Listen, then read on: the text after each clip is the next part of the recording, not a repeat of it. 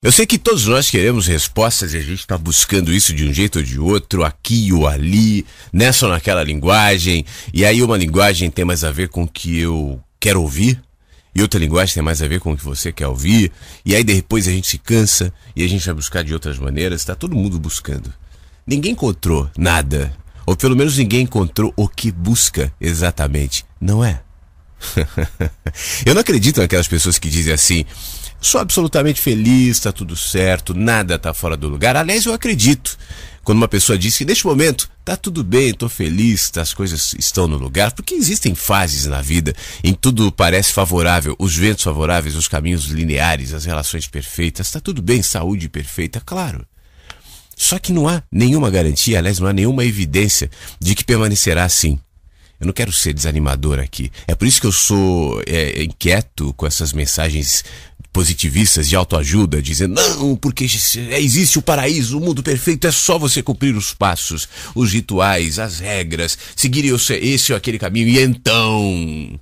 Eu penso um pouco diferente. Eu acho que a grande questão é: a vida tem altos e baixos, a vida tem momentos maravilhosos e momentos difíceis, tristes ou trágicos. Isso é inevitável e isso é para todos. É como alguém que sai de casa num dia maravilhoso, temperatura agradável, um sol legal, os pássaros cantando, no meio do dia, tudo bem, num domingo, o dia calmo, poucos carros na rua, pouca gente, respira e fala que bom. Mas é possível que na segunda-feira de manhã tudo mude.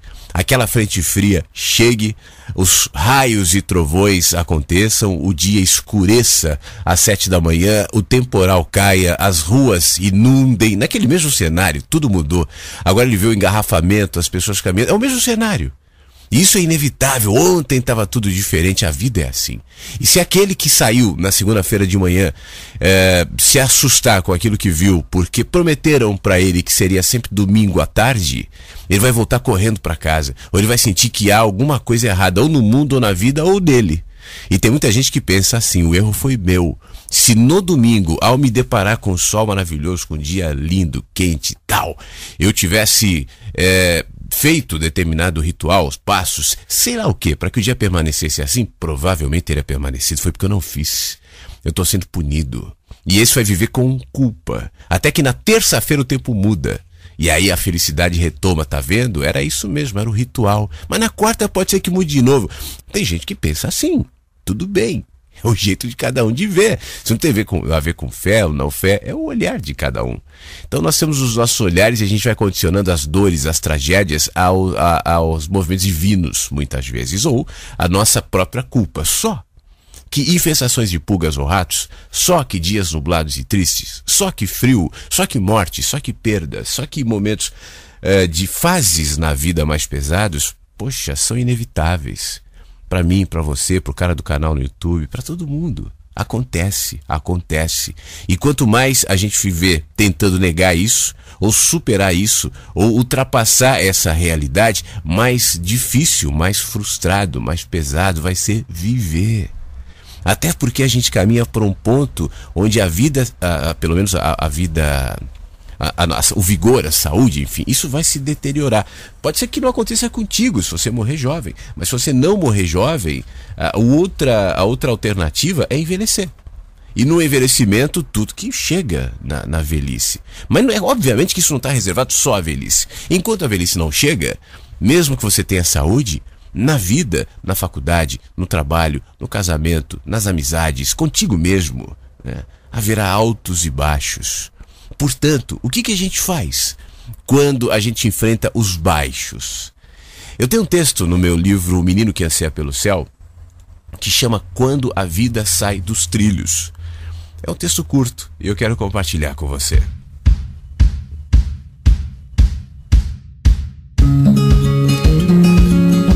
O que dizer para o sujeito que perde o emprego, a família e as oportunidades todas, tudo de uma vez? Como ontem eu li a notícia de acho que até comentei aqui na rádio, de uma família que se programou, uma família mexicana, para ir à Copa do Mundo, mas pouco antes houve um acidente de carro.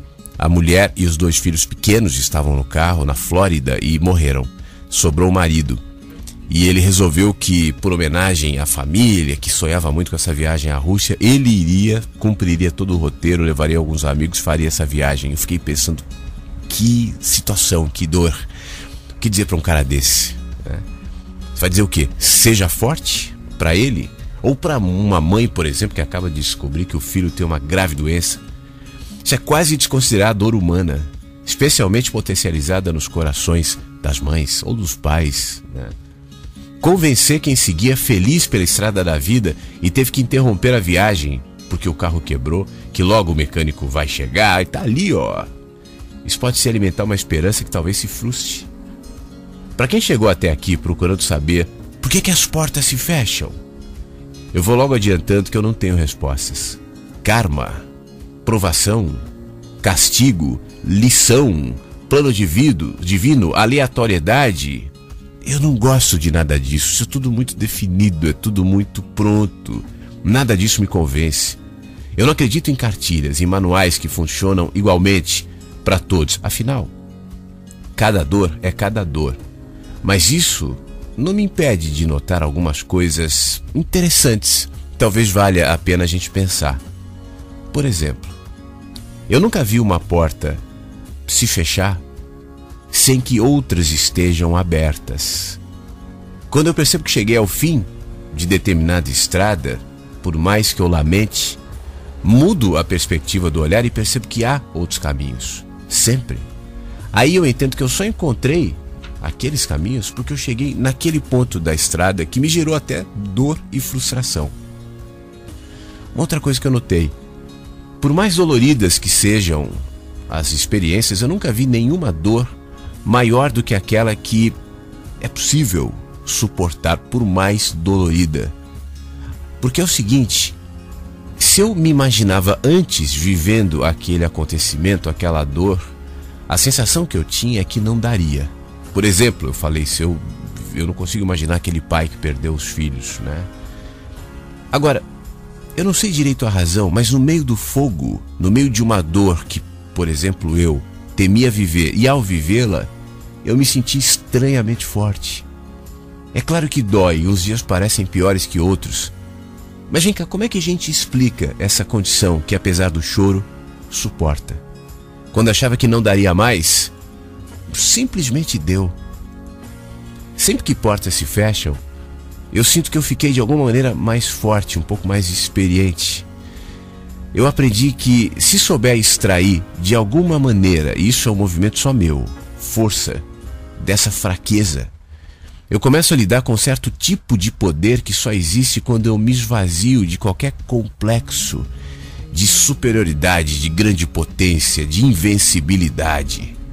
Existe um incrível poder na fragilidade. Mesmo, existe um incrível poder na fragilidade, que só experimenta quem não teme encará-la. Quem tenta se apegar ao poder da força, de ser mais forte, de ser o grande, vai se esvaziar. É uma contradição. Quem de alguma maneira percebe que na dor e na exposição e na vulnerabilidade e na fraqueza existe força, é engraçado, mas se agiganta. Apesar de perder amigos quando as portas se fecham, eu tenho chance de reconhecer quem realmente está perto. São esses que eu quero junto quando as outras portas se abrirem. Mais uma coisa que eu percebi: é justamente nesses momentos que estruturas interiores aparentemente imutáveis se quebram. E aí eu começo a repensar quem eu sou. E que grande chance de melhorar. Mas um negócio: quando eu tô quebrado, eu sinto que, se não dá mais para perder, o próximo passo só pode ser na direção da reconstrução. E aí eu me desacomodo. Se antes eu tendia a ser presunçoso, é nessa hora que eu sou confrontado com a minha humanidade. E aí nela eu refaço o meu caminho até diante da contradição e da quebra de todas as minhas ideias prontas, dogmáticas do que é a vida. Eu sei o que é o sofrimento, eu sei o que é a alegria, eu sei o que é força, eu sei o que é fraqueza, eu sei o que é bem, eu sei o que é mal, eu sei o que é certo, eu sei o que é errado, eu sei. E aí tudo se desestrutura diante de algo inesperado. E agora? O que eu vou fazer com esse eu sei? Que grande chance para eu me enxergar e dar novo significado aos meus valores. Você já notou que a gente aprende a deixar de confiar nas aparências e naquilo que dá a sensação de força, de invencibilidade? Afinal de contas, de fraqueza em fraqueza, somos forçados a reconhecer que de fato somos. E aí a gente se torna humilde.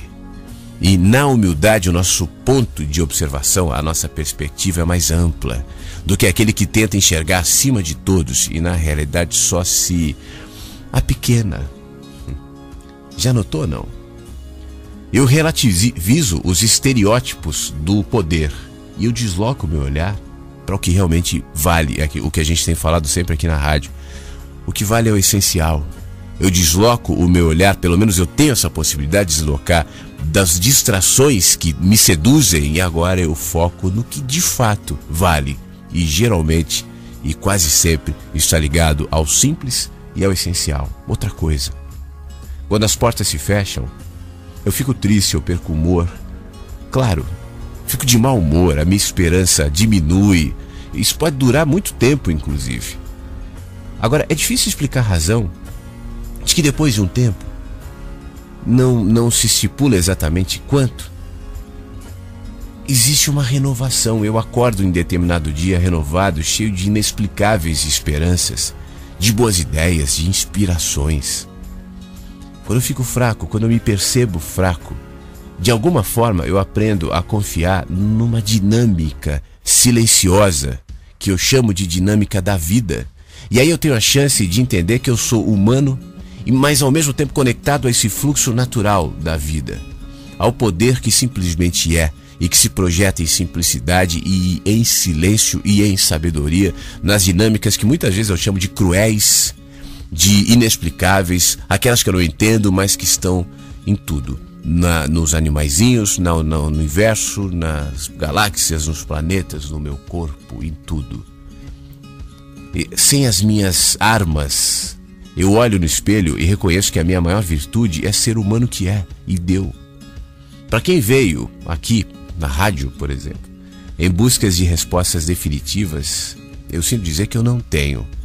Não espere de mim, então me diga cientificamente, a física quântica prova. Não, eu não sou desses caras. Mas o que estranhamente eu aprendi é que quando as portas se fecham, basta atenção para ver que outras abrem, cheias de novas oportunidades e avisos que parecem vir de todos os lugares, para deixar bem claro que se eu enxergar, se eu acreditar, amanhã, potencialmente, tudo traz sementes de mudanças e pode ser diferente.